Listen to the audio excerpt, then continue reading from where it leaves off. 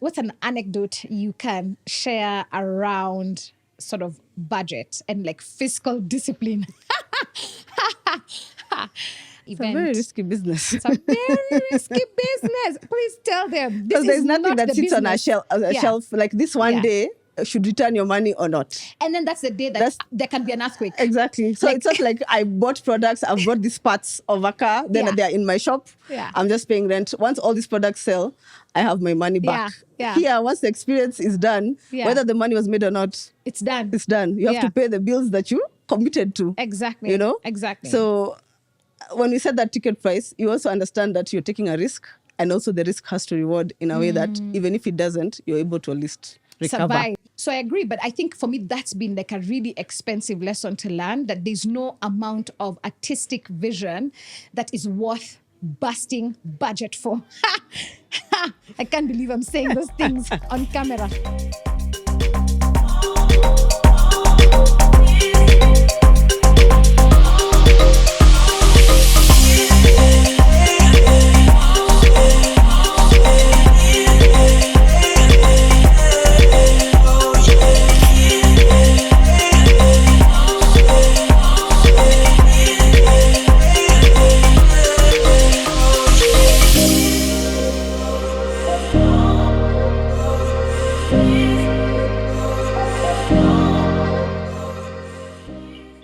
Hello, welcome to perFORM Music Incubator. We get here to discuss, to learn, to share, to upskill, just to become better artists and better business people in the creative industry. My name is Muthoni Drummer Queen, and I'm excited to be with you today. Joining me is my longtime friend, colleague, my right hand at Good Times, where we produce festivals, Miss Justine Mbugwa. Hi. Who is actually the power at Blankets. Guys think, Muthoni, you're the power. Please, guys, this is the deep state. Where is your camera? Introducing the deep state. It's Justine. You look so lovely. Thank you. Thanks nice for to being be here. Yeah, this is weird for me. I know. Being on this other side. I know. I'm used to being on the other side. I know. But Yeah, guys, it's taken everything to convince Justine to sit in front of a microphone. As you understand, deep state like to be behind the scene. Behind the scenes. So, but yeah, today we have to discuss things. It's perFORM Music Incubator. We have to upskill each other. We do training for event producers. Yes. You are the master event producer. I believe so. It's been years of learning and doing. I think for me, the thing that we do this for is because that we reduce the time it takes for others to learn. Because for us, we've been learning as we do. Yeah. And we keep learning. We keep learning as we go. Yeah. So I'm going to jump in and just ask, who is an event producer? What are your characteristics? What makes a good event producer? First, what's an event producer? Okay, let me give some context. Let me build some context. We've often seen, not just here, but in different places in the world, there's the person who has the money and wants to put the risk to put together an event. Or I know artist, whoever. Davido is my cousin. We can do an event.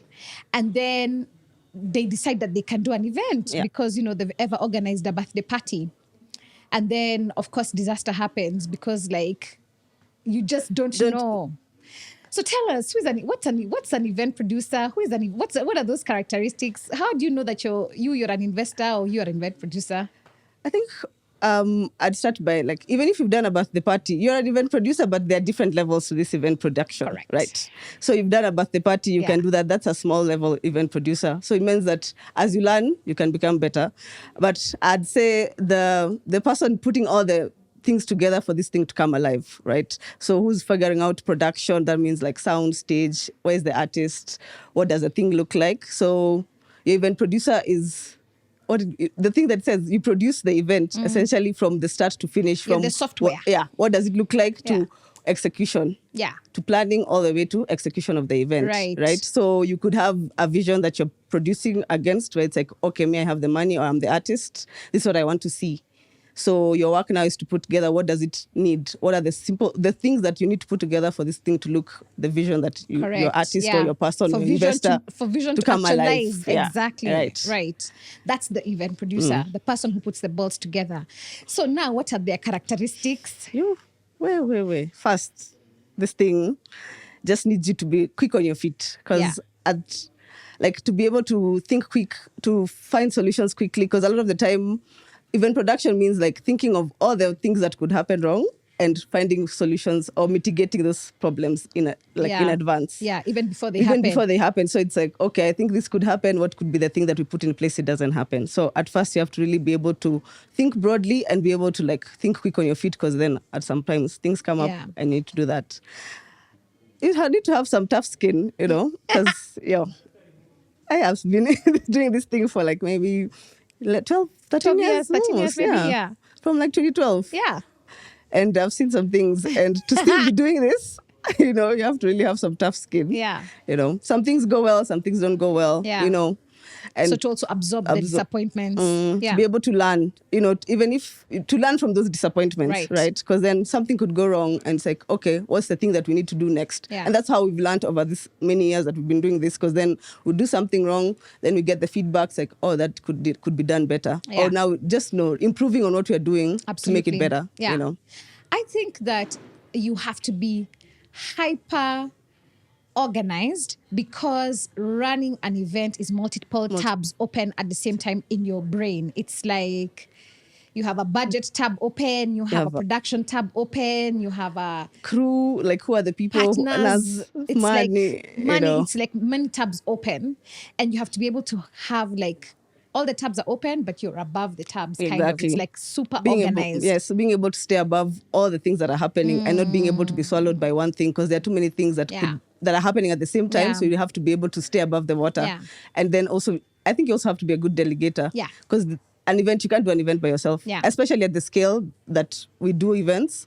So there are some events maybe you can think about like, okay, I'm running a club event. Maybe I can have 1 or 2 assistants. It's always great to have somebody to assist you, because, things can happen. But then at certain scales, you have to be able to run a team. Yeah. Right. So you have to have, there's a leadership component here. A big one. Ability to run a team, to give instructions, to because even if it's not your internal team, you have external teams that you work with. Let's say your suppliers that that are coming on board to provide certain things for the event. You have your many artists that you're working with, or your one artist who has a big team. So being able to run teams and lead it is really important. I want to add one more before we move. I think you have to be trustworthy. So, I mean, we've seen this a lot here, like gig inafanyika, but like wasanii hawakulipwa, sijui suppliers haven't been paid, just like the idea of being trustworthy with details, but also trustworthy with money. Because a producer handles or executes or oversees money. A lot of the money part of the event, from what you're earning from tickets and from your sponsors, and managing the budget essentially. So you have to be able to be trustworthy, because then you run the money. You run the money. The producer runs the money. Trustworthiness. Okay. I agree with all of those. So then now I want to ask you a question that we are asked often, which is kind of like planning. Because I'm trying to be politically correct here. There's lots of things that you go for and you're like, what were you guys planning? Like, it's like, since you announced this gig and now it's been like at least 3 months, what were you guys doing? Because why is this experience so shambolic? Why are we maandamanoing inside the gig? So I don't know if you can just give us some insights around kind of like planning. What are the core kind of like, what's that process at a high level? Obviously there's lots of details, but like at a high level, what's the approach to planning? So, of course, for me, a lot of people consider events just like, you think, oh, I just need a stage, some music, some sound. I think I venue and the artist and things are okay, because that's now the simpler version of the things. But actually within that, all those things, there's details. So essentially you have to really, it's like a project. What's your project plan? Yeah, what's your project plan? When the thing's supposed to be so that's the beginning point. Yeah, it's like, what, date it, like have the timeline. Okay, so my event is in 3 months. What do I need to start doing now? Working backward. Yeah. So maybe I have the artist, do I have the venue? But then by the time I have the artist and the venue, I should have considered how much this thing would cost me. And And then now that planning of like, what do I need to do in the process of those 3 months to get this thing to what I need to be from, okay, I found my suppliers. Okay, when do I need them to be on the venue to set up, right? What are the terms that we've agreed on, payments, things like that, managing those teams, setting up your team internally. Actually, I think it's the first place you start with. It's like, Correct, okay, the internal I team. have an event, I want to do this. What are the things that need to be done? Okay, maybe I have some fundraising that needs to be done. I need to find the sponsors because everyone is always asking us, how do I get people to give me money for my event? It's like, okay, there has to be somebody who's in charge of that thing. Thinking about like, where do you go? What's the value proposition of your event for somebody else to give you money, right? So I think first setting up your team, then thinking about like, okay, what are all the steps? So you have somebody who's in charge of production, or you're in charge of production, but you have other assistants, right?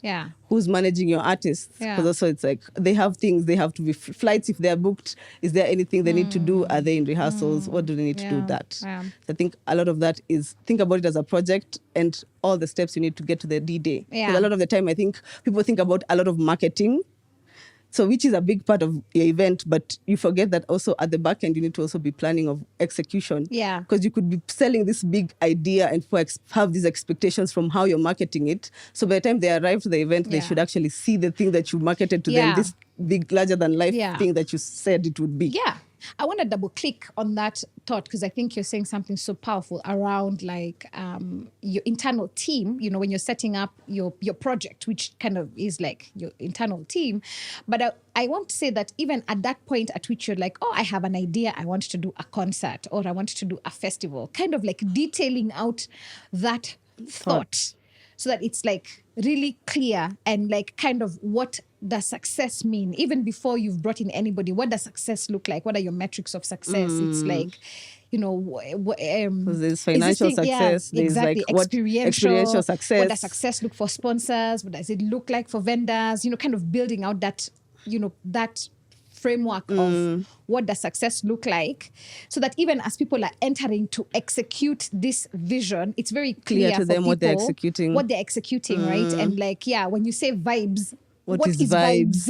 Right? Where's the mood board that tells me this is what vibes looks like? Because then you have to budget that vibes. It's like, are we making things? Are we hiring things? Are we buying things? Can even these things be done? Because even when you're going to find your suppliers, you have to, what are you showing them as the execution? Indeed. Because a lot of the time you go in and like supply, you execute, you give me the idea, but actually it's the other way around. You should go in like, this is what I'm thinking. Then they can fine tune your ideas because of now they have the technical expertise. But you should have at least something that you're taking to the table as like, this is what I'm thinking. I think also when you're at that point, when you're thinking through success, in my view, at least that's been our process, is when you realize like, and I mean this with love as I'm saying myself, but artists they're like, at the end of the day, you're like 50% of the gig, right? If you have a hot artist, people are always going to watch a hot artist, but you can't build a sustainable brand or concert series, whatever you want to call it,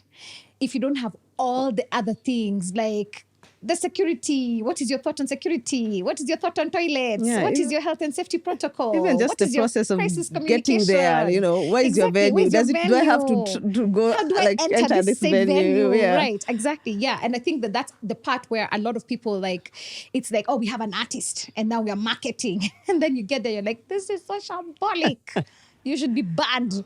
And that's another thing that I think, when you're building out the team, as an event producer, so now let's not think about gigs that we've produced that are ours. Let's think about other people's gigs because we also produce for other people, right? We have clients. A thing that I found like really powerful is like bringing in the thoughts of that person. What is success for you? You person, who wants to do this event, what does success look like for you?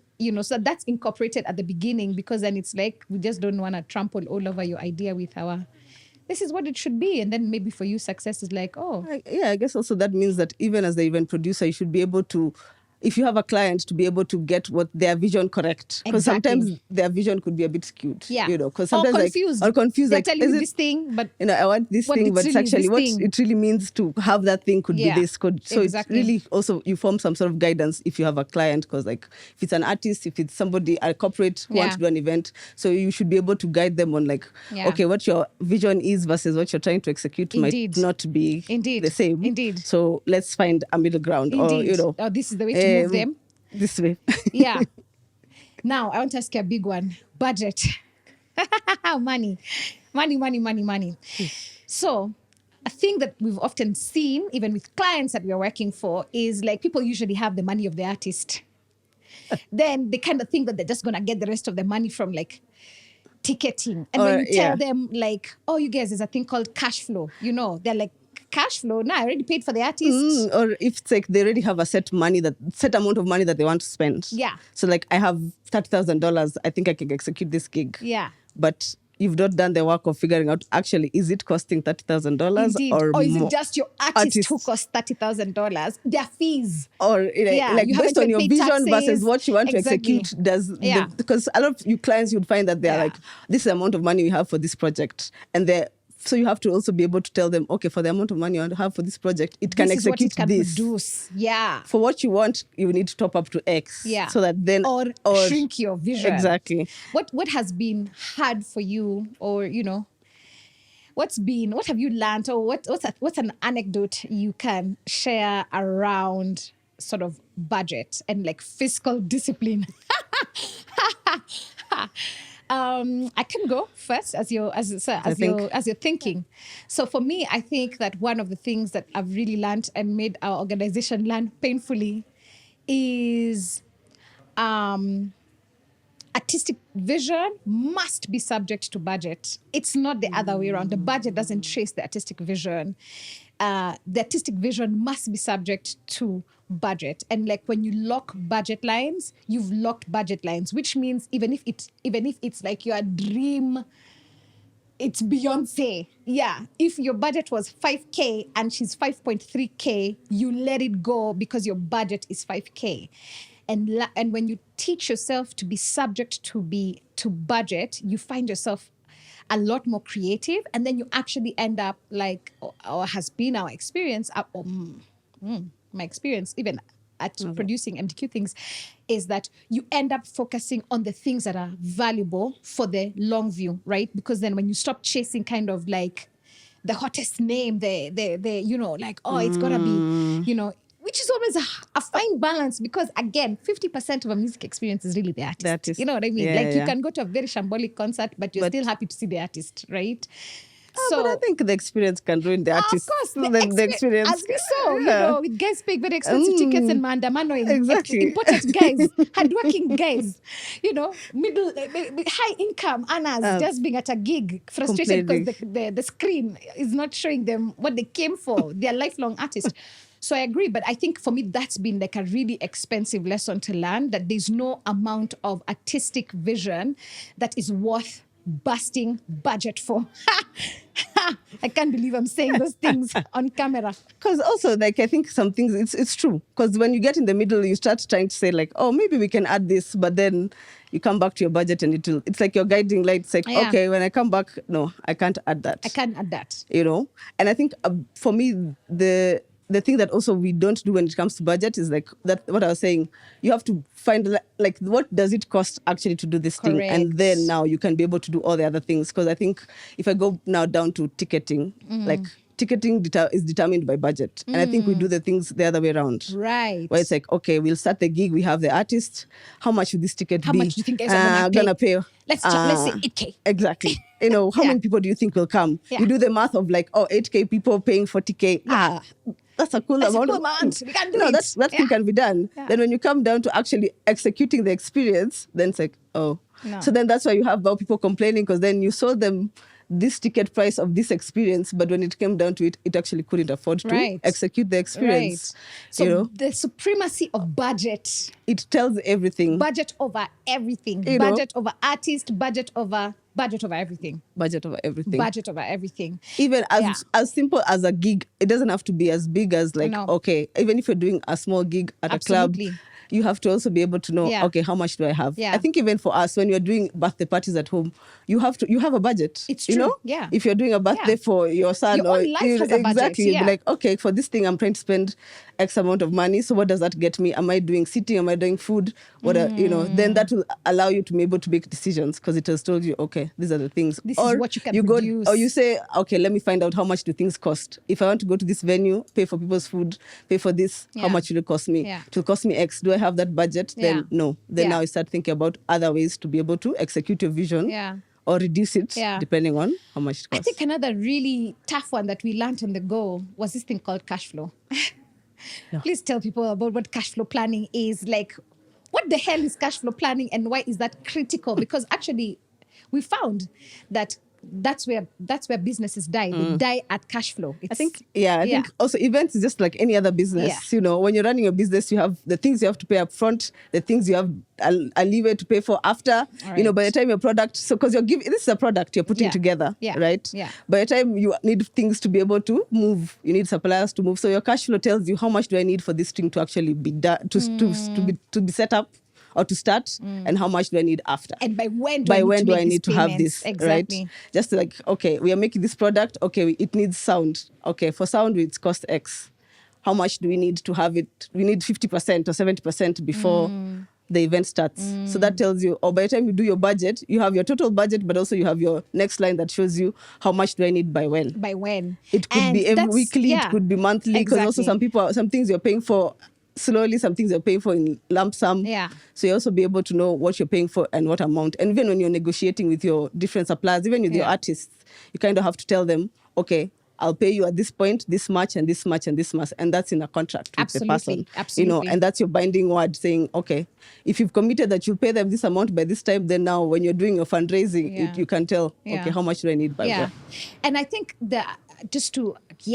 everything you've said. And also, this is also where the part of the money you need in advance, like pesa mkononi. So if you're getting someone, if you're financing yourself, or if you're bringing in a financer, somebody who is giving you debt, against which you must repay, it must be clear how much you need, because that debt is accruing interest, per month or per day, depending on, where your source of financing is coming from. So this idea of, for me, cash flow planning, I think in our business, that was a game changer. And that's the thing that we knew until we started producing at a huge scale. And then it's like, oh shit, you really have to make payments. You have to stagger payments. Even how you're receiving payments from sponsors. It's why sponsors pay you 60 days, 90 days. Because even for them, it's cash flow. It's cash flow planning for when their does the money business. come in and you need to pay for things out, Exactly.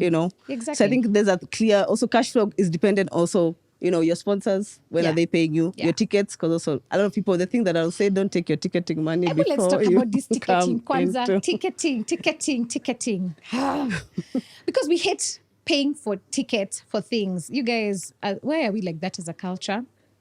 Anyway, like all the time, I'm often like, oh, you announce your ticket price and guys are like, oh, but check this other concert, it's 3 days and it's a 6-pack. Why are you guys charging us 4 Gs? And it's like, bro, are you really thinking with your brain right now? Ama ni kabati tu ya meno, What would you say about ticket price? Able just give people insights. Give us the scoop.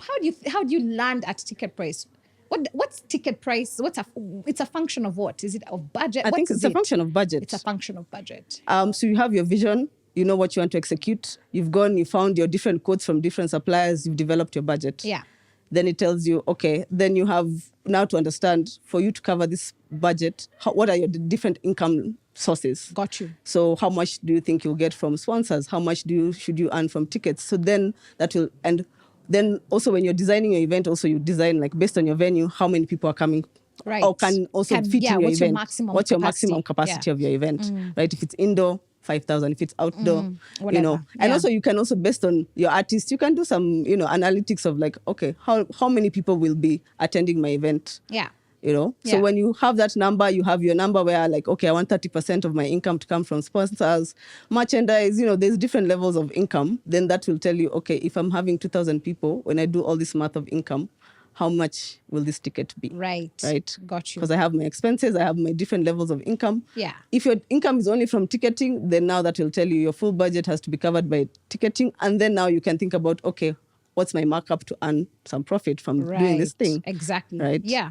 So budget tells you how much your ticket price is. Correct. That says like you can't set the ticket price before you know how much this thing will cost you. Exactly. So then as you start learning as you're doing that actually this thing is gonna be expensive. Yeah. I've definitely noted some events in our ecosystem that are significantly underpriced. And then sometimes you catch that conversation where people are comparing a brand gig to, you know, an entrepreneur who has put in some money to create an experience for people and also to earn a profit to sustain teams and sustain a business, right? And you know, I wonder if we can do a little bit of dispelling of myths, because in our market, and I want to say our market being like Africa, Kenya, Africa, there's what are called brand activations, right? So you see this brand that has, you know, they have budget to be able to like it's a marketing tell you about budget. tell you about the experience. You experience their brand. Exactly. So they'll either do it as an event, you know, an ad, you know. Exactly. So they have ways that they want you to connect with their brand. Exactly. And as of late, we've seen a lot of brands have gone to events for people to connect with their brands. Exactly. Right. So they are the ones who are footing the bill. And the bill is really coming from the marketing budget. So basically, this gig can be as free as possible. Yeah. Because it's the marketing budget. They would have still spent that money on billboards or on social media influencer campaigns or whatever. So they've just converted it into a gig, and that's why they have no financial, they have no incentives. Even if there is, it's not as heavy as when it's an entrepreneur, because then there's some money that's already like, you know, provided buffering for, it's buffered, some of those expenses, because then now anything else now is just cover above and beyond what they were trying to spend. Exactly. You know, and some of those activations also are really about moving product. Like if you go to a gig and the entrance of the gig is a product. So I'm trying to think about like when Safaricom Live was in Kenya, the entrance was a scratch card. So really what they were moving, the product was airtime, right? So it's the business has met its objectives because it moved X amount of airtime, and then the marketing has provided the money, the consumer experience. So then it's very unfair to take that experience and compare it to an entrepreneur. To, you know, an entrepreneur, a nyege, who it's like they have to put in their money and they have to hope that their money flips. That they give a good enough experience, that the money flips, and that they are able to pay their team and all their suppliers and then put on the same event. It's a very risky business. It's a very risky business. Please tell them. Because there's nothing that sits on a shelf like this one day. Should return your money or not. And then that's the day that there can be an earthquake. Exactly. So it's not like I bought products, I've bought these parts of a car, then they're in my shop. I'm just paying rent. Once all these products sell, I have my money back. Here, once the experience is done, whether the money was made or not, it's done. It's done. You have to pay the bills that you committed to. Exactly. You know? Exactly. So when we set that ticket price, you also understand that you're taking a risk, and also the risk has to reward in a way that even if it doesn't, you're able to at least survive. You're able to recover. You're able to recover. Yeah. So please, guys, don't be those guys of like, why is the gig so? Because there are costs and heavy costs. They're heavy costs, and the costs must be shared. And the cost increase depending on the experience you want to give you. Indeed. The better the experience, the higher the cost. Exactly. You know. Yeah. That's why when you go somewhere and you find 3 toilets, because then they couldn't afford so they decided to change to deduct from some experiences. Okay, guess we will have 4 toilets, or we'll have less security, because then now that by the time you're getting near the gig, you know, it tells you. But I would say don't do that. Indeed. As an event producer, because it's longevity. Unless you're doing these things as a one-off, don't skimp on the experience. If at the end of the day, it's the day of the gig and there's no money, there's like by the time the tickets you've sold versus how much you need to pay, it doesn't match. You still have to produce the experience at its level best. Because at the end of the day, if this is a long game, then tomorrow people remember the experience, and that you'll recover. Right.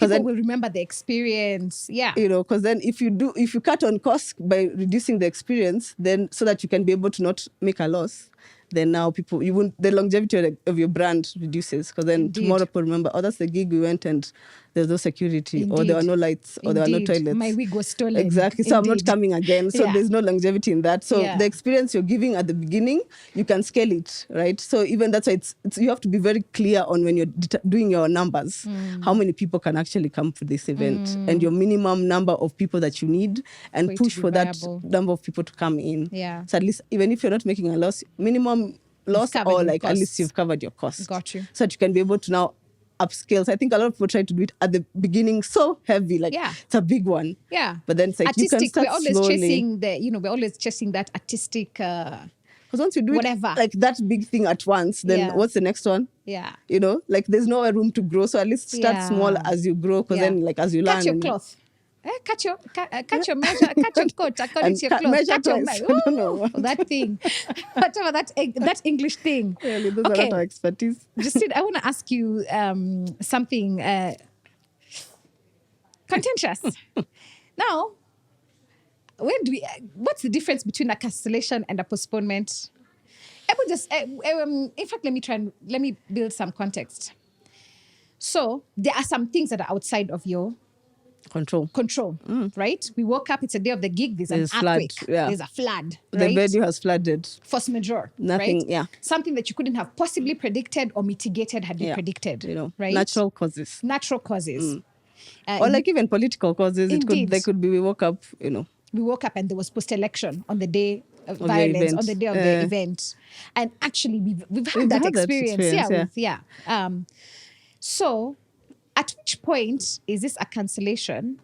At which point is it a postponement? What is my protocol when I arrive at like, oh, okay, I need to pivot? Tell us things. Of course, I think when it comes to natural causes, it's more a postponement than a cancellation, right? Because then the thing has happened today. Maybe there's flood. Now, the thing to work backward is like that we are postponing to a later date because our venue is flooded, right? So we can't do the activity. Now, the part that becomes tricky is discussing those terms with your suppliers. Right. Because a lot of the time, maybe it's a week to the gig, they've already planned, or it's the day of the gig, their venue is flooded and their equipment is on ground. The food vendors on ground with You food know, already they've purchased. So yeah. it's one of those things where it's like in your, I think a big In part your contract, contracting. yes. It's like, okay, So the force majeure what's that clauses, clause? yeah. What does that say? Yeah. Does it say that 20, like, we'll pay 20% if there's a force majeure, if there's a natural, like a flood, that Yeah. means you've set up, but there were some expenses you incurred, of course. So that's the things that you're paying for. Of course, there was manpower, there was transport. We'll cover those costs because then people had to come. But that means but part of this cost will be postponed. We'll do another event. Got you. You know, so we'll find another date, another venue, or when the venue has no flood anymore, it's Right, like dried. right. Now we'll come back. Right. I think when it comes to such things, that's a postponement because then you have no Right. control over what happened. Right.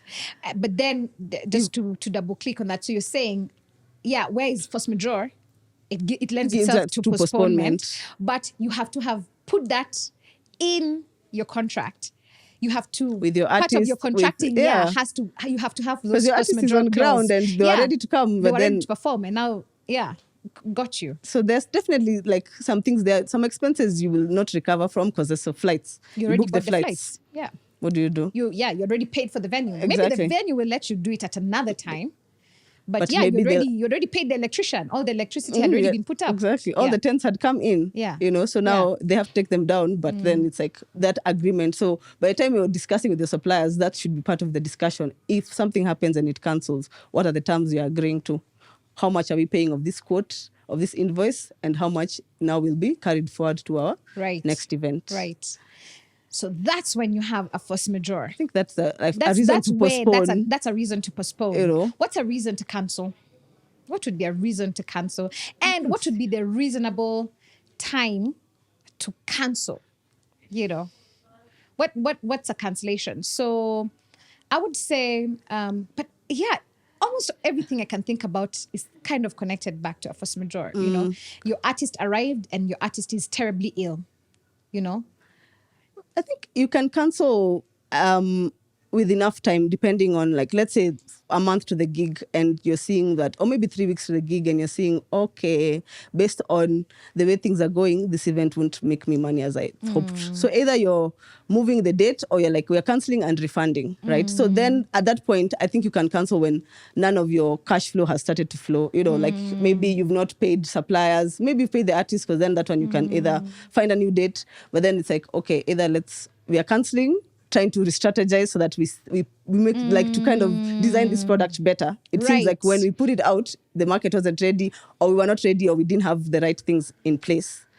So the point at which you're canceling is like before you've overcommitted your cash flow. Exactly. Right. I think that would be a great place to say. So like a month to it, and like also people haven't like changed all their travel dates when they can, like if you were flying in for that concert, for example, you still have time to like transfer your ticket to another time, and like or cancel and your air ticket with so you're saying minimum impact, exactly, minimum financial impact, and also because then also even brand impact, because also like how you also cancel is also very important. How do you cancel? I saw a very interesting take on a cancellation. Last year there was an event that kind of cancelled, and the framing for it for the audience was, hey, we want to deliver something better and bigger, and so we're working on some of these like artists and these experience points, so just like give us a little bit of time. We'll be right back. And then they kind of engage the audience and kind of like, who else would you want to see? I thought that was quite, I thought that was a tasteful cancellation. Because you can't cancel when you get to the point where it's like, oh, we're not going to make the money that we want. We are 1 week to the event. You're like, cancelled. No. Yeah. It's the brand is going to take too big of a knock. Too big. Yeah. Like... Yeah, I understand. Sometimes also, like, at that point you have to make that tough decision where it's like, okay, if I'm cancelling, I'll take a hit on my brand. I'll figure out how to, I'll take a hit on the relationships with all the suppliers, with my sponsors, exactly, with the artists. But I think key to this is the planning. By the time you're getting to this point, and I think over the thing that we do every week, we come back to the table and we see, okay, are we in line with our plan? What are things we need to tweak? Maybe your marketing isn't doing what it needs to do. Do you need to spend some more, or do you need to change where it goes? Because I think a lot of the time it's like, being able to come back to your project and being to analyze, what are we doing? Where are we now? Are we 3 weeks to the gig? Because then that will tell you 1 week to the gig that you shouldn't be cancelling, because 3 weeks ago you saw it. That your where projections should have already shown you that. Got you. So I think even for you, like you did cancel an event last year. So what are the things that led to you now being able to say that, okay, so it was a combination of the venue not quite doing the thing that we wanted the venue to do, the projections on sponsorship income, they were not quite doing the thing we wanted to do. And then kind of the artistic vision, like there were so many compromises to make it happen at that point. And a little bit of like, self-honesty to be like, but like, who has put a gun to your head that you need to produce this experience for your users in this way? Is this actually the optimal way?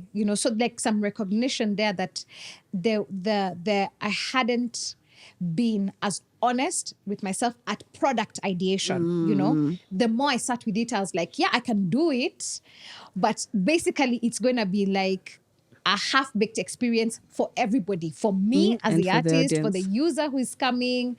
So why am I forcing? What's a better way to do it? And mercifully by that point I had an offer from Blankets. They were like, hey, do you want to do the December show? And I was like, oh yeah, that's a much better environment. I'll be able to be resourced in a much better way to achieve the artistic vision that I have. And like, I just buy time to make a better product. Like, why am I fighting with myself? Like, and at the point at which we were making that decision, we were still at least 3 weeks out to the gig. And so before we came public with the information, we first spoke to everybody who had bought tickets. We kind of we gave everybody an opt-in. We gave everybody an upgrade, actually. If you bought the ticket, if you wanted your money, we gave you back. Or if you wanted to come to Blankets, we upgraded your ticket. So then I negotiated that with the Blankets team. The suppliers, at that moment when we're talking about like flipping it, we brought them in to be like, this is what we're trying to do. What do you guys think?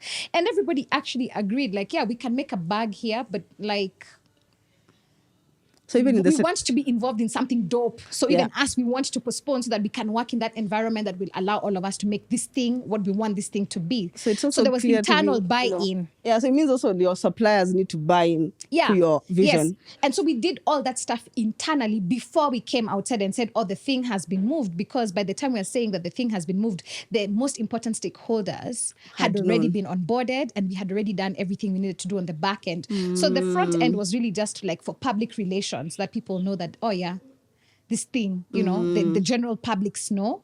But everybody who needed to know had already been sorted in-house by the time we came to find the information. What was your learning from this, So like as an artist, for other artists who want to do now events? Indeed. And the first thing was like, you always deal with it internally before you go externally. Like nobody should find out about your cancellation from an Instagram post.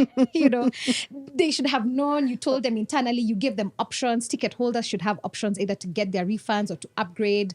Suppliers should know and should be involved. Like that was a big one. Like you have to build the thing. You have to solve inside before you talk. It's true, because the supplier has also considered this income in their business. Exactly. And then now you've just suddenly said their bag. Like on Instagram that you've cancelled. So you have to be very mindful about everybody's bag.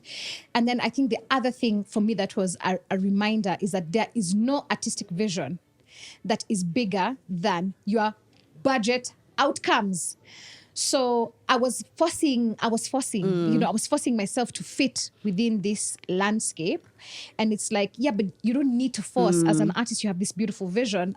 If you give yourself time and if you surrender, bigger things are coming. You don't have to force on this thing now. And it's true, like then I had the time of my life at Blankets and I was like, oh yeah, why would I have ever tried to do this thing outside of that framework, So that for me was a big one. Like if you have this big artistic vision, find the way to do that big artistic vision. It doesn't have to be you. You don't have to force. Yeah. But also it means like if you have that vision now, you can execute it because now you have the time. You know how much it costs. Precisely. So now you have, by the time you tell the consumer the experience is coming, exactly, you have all the things you need to do. Exactly. I have all my ducks in a row before I ever speak to a consumer again about an experience. Yeah. So even for the artist who wants to put together an experience, first is figure out what are all the things that need to happen, especially money. I think money rules a lot of the things that we do.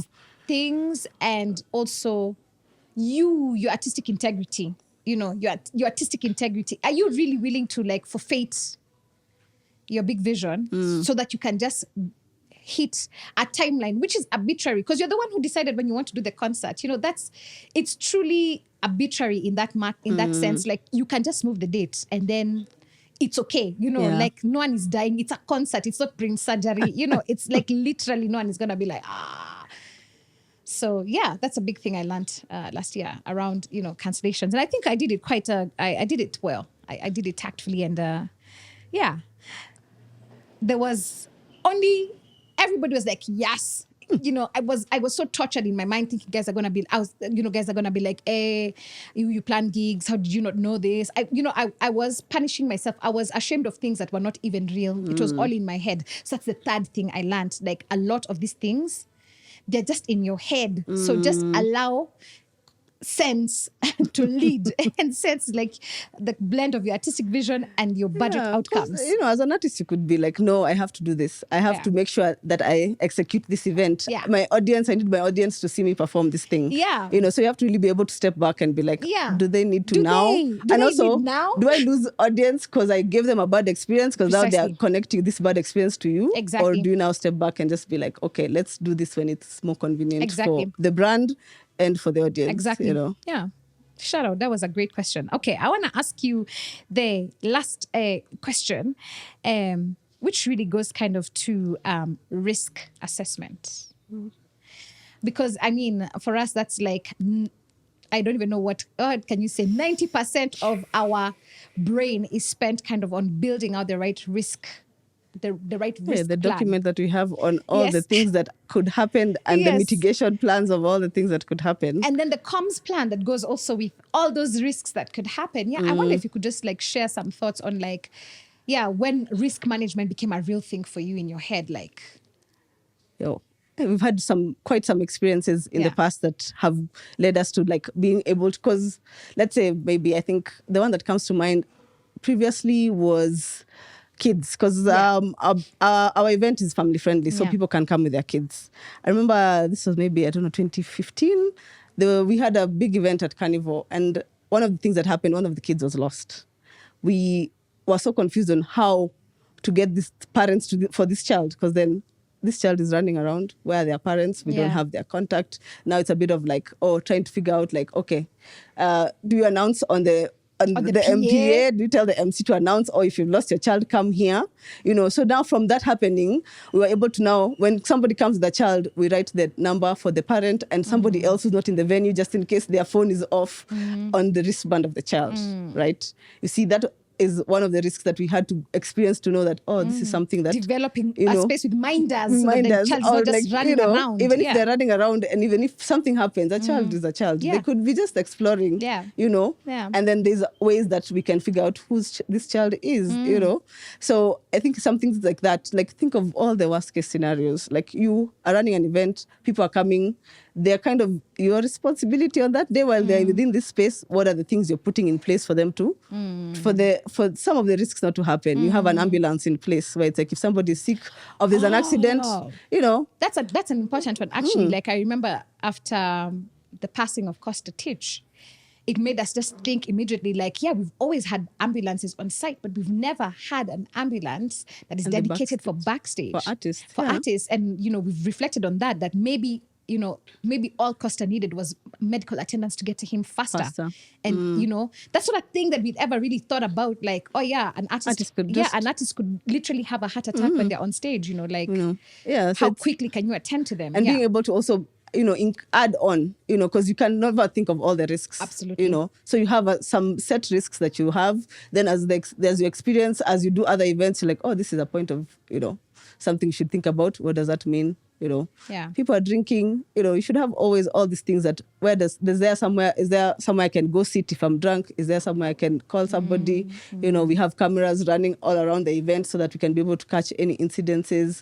So I think a big part of that is the event production, risk management, and analysis of the risk. Your venue also determines your risks. Your risk level, Yeah, because then if you're indoors, you have minimal risk compared to if you're outdoor. You have all your exits labeled. Do people know where the exits are?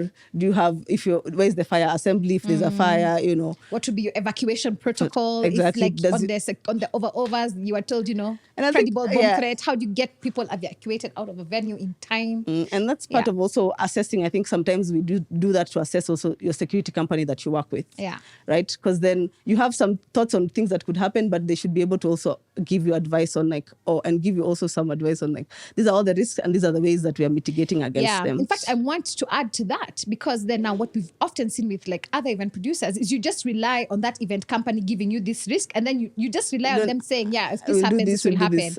And then it's like you've basically delegated the security function to this third party, and you forget that in fact it is you who is running the security operation. So you have to really understand that document. You have to interrogate it, and also and you have to push add back on some of the yeah. things that they're saying. Add on things that they don't think about. Like I don't know, maybe. I don't know, whatever things that they wouldn't necessarily consider, a risk, but is risk to you, and therefore how to mitigate, and then how to guide that thing, because like when things go sideways, be sure you are the one in the room with that security company. It is you. Risks that are on ground. I think also one of the things that we talked about, cancellation is a risk. It's a risk. So what is your plan if you have to cancel? And then what's your communication that you're doing? And at what point do you, so I think risks can be all across, because then, as you said, it's a risky business. Yeah, it's a risky business. But even internally, what is the risk that you do? So it's like, by the time we are at 3 weeks to the gig and we've not hit our numbers, what does that tell us? Does that tell us now we need to think about other plans, or are we at the point of calling it? So then even when you're putting the risks, you should also put the risk of at what point do you call it? Do you say this thing is not working? Call everyone, send them their money back, So I think risks goes across, not just on ground on the event. I think it doesn't have to be only security. You should think about financial risks, brand risks. What does it mean for your brand? So then that's in relation to that, you add now the comms plan that goes with that. Because risks have level. Even when you go into detail, it tells you at what risk. This is risk 1 to 5. This is red. This is this. And you can label that. Got you. Justine, thank you so much. As you can see, guys, that's why she's our deep state. What are your parting shots? Do you have a parting shot for this wonderful audience that's listening and watching us today? I'd say event production is just as intense as any other thing that you do. I think there's a lot of people who think, oh, it's just an event. And then what's the big thing? It's just and I think a lot of people who do that, they rely a lot on like their external suppliers. I think by the time you sit down and decide this is something that you want to do, you really have to it's a job. It's a real thing. It's a real job. Yeah. It's not just fun times. So I think people think just like us guys, we have fun. It's just fun. I've never attended blankets, as I say. Like, I don't know what happens there. I'm always up and down. The experience that audience have and I have are different. You know, so I think it's just like, this is a job. You know, it's not just the something that, I like events. I like to attend them so I can do it. I got you. Yeah. You know? Yeah. Me, my parting shot is like, having money to pay an artist does not make you an event producer. I beg. Please, the easiest way to lose your money is to be in events. This is like patapotea business, you know. So you really want to bring a professional team of people to help you think about your investment, how to maintain your capital, how to grow your capital through an event. And like, you need to spend money to make money. So spend money on professionals. You're never gonna regret working with good people to develop your vision. Yeah. Yeah. Okay, that's all the time that we had today. Shout out to Miss Justine. Thank you so much for having me. Thank you so much for sharing gems, and we'll catch you on the next episode of perFORM. Peace. Cheers.